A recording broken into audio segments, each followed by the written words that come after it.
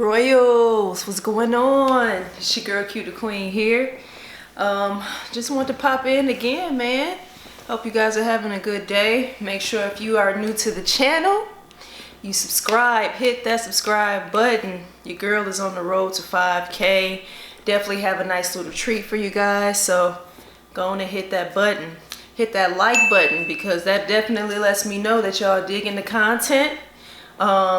Then it moves me up in the algorithms as well. You know what I mean? Hit that comment section as we go through, because me and my royals, if you's a royal, you gonna talk about it. Now, I was going through my closet because I'm trying to get rid of some stuff. One thing about me is every year I'm either giving shoes away or I'm selling shoes.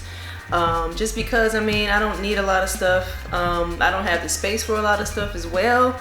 So I try to get rid of as much as I possibly can, the things that I know for a fact that I can at this point part with. And some of the stuff I've gone through today, probably a year or two before, I would have never even thought of giving up. That's not the basis of my particular video, but just to kind of give you guys an idea of some of the shit that I'm getting rid of this go around.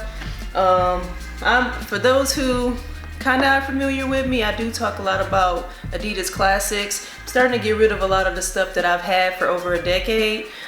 This would be an example of them. So I have a red and white ZXZ leather, very good quality. One thing about Adidas as opposed to Nike is they have some fantastic quality, like some dope ass quality. Like the leather on here is the type of shit y'all be wanting on Jordans. But Adidas been doing this shit. Like, I've had this shoe for over a decade and you can't even tell. You can't tell it's old. I could still wear this. You know what I mean? I could wear it, stomp it around. It's gonna look good for years. And I did a lace swap on it a long time ago. I put red, it did come with white. I put red laces, but I'm finally able to emotionally detach myself from the shoe. I've had this shoe. I've gone through a lot of my successes, a lot of my milestones growing up in this shoe. And just talking about it, it makes me want to just put it back, but I'm finally ready. I don't really wear like just straight up red and white shoes anymore like that, so I know for a fact I'm probably not going to wear it much. Just to keep it will be for me to be able to say I had a shoe that I've had for, you know, over 10 years, but that I don't have nothing to prove at this point in my sneaker collecting. I don't have nothing to prove no more. I never did, but you know, as you grow up, you start to realize it more, you know what I mean? So this is an example of one. I have another Adidas classic, and this one was kind of an era. This one was never like a classic per se, but it was under the Adidas original line. So these were popping a couple years ago, probably 3-4 years ago. This is Adidas Tubular. I think there's Nova. Yeah, Tubular Nova.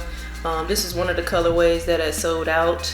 A very popular colorway. Or I wouldn't even say hyped either, but just the colorway that you couldn't just find after it came out. These sold pretty much right away. I don't really wear these much at all anymore. When I first got them, I wore them here and there, but I wear them even less now. So they're super clean though. It's still super duper clean. But I am getting rid of them.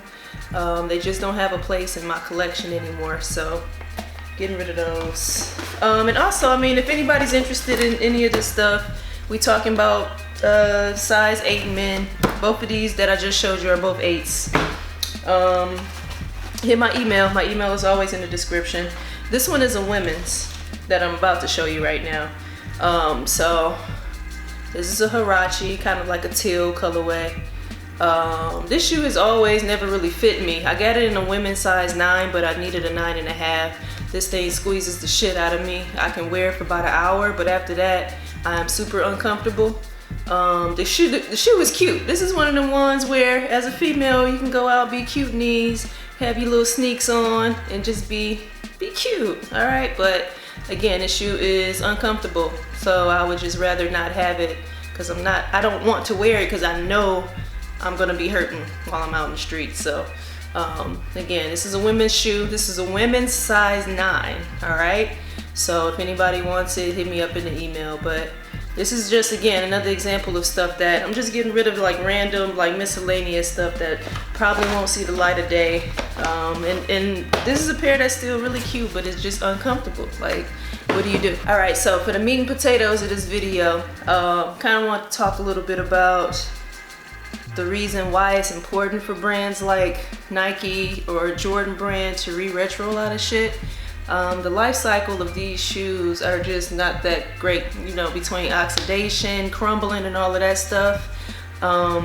Nike is more known for that shit to happen to a lot of their portfolio. So it's important for them. And I know a lot of people who don't understand the sneaker culture and the sneaker community and why these shoes keep coming out over and over again. You don't understand that. For instance, with J's. This is the shoe I'm about to show you is a shoe that I actually had in probably like my first or second video when I started my YouTube channel almost 3 years ago. It's actually a Taxi 12.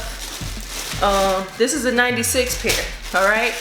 And the reason why I'm showing you guys this is because I was so excited to get this shoe that it didn't really matter to me that the person that sold it to me had never wore it. And that was a part of the reason why wearing them was so dangerous, but also because they're so fucking old. But anyway, I, being excited to have them, I did wear them, and they were not preserved when I first got them. And basically, if you notice, that Jumpman tab, it is crumbled. When I bought them, they did not look like that. It took me to wear them for that to happen. I was hearing like what sounded like crumbs fall on the ground certain times when I would be walking. I didn't pay no attention to it, but you know, when you get home and you see that shit, you're like, damn, that was my shoe. So you can see on the medial side too, it's a little bit of cracking on that tab. On the other one too, on the right shoe, it's the right shoe right here. Try to get y'all a good angle so y'all can see that crumble. But crumble. Now, again, a lot of people laugh like Jordan keeps releasing the same shit. Y'all keep on buying the same shit.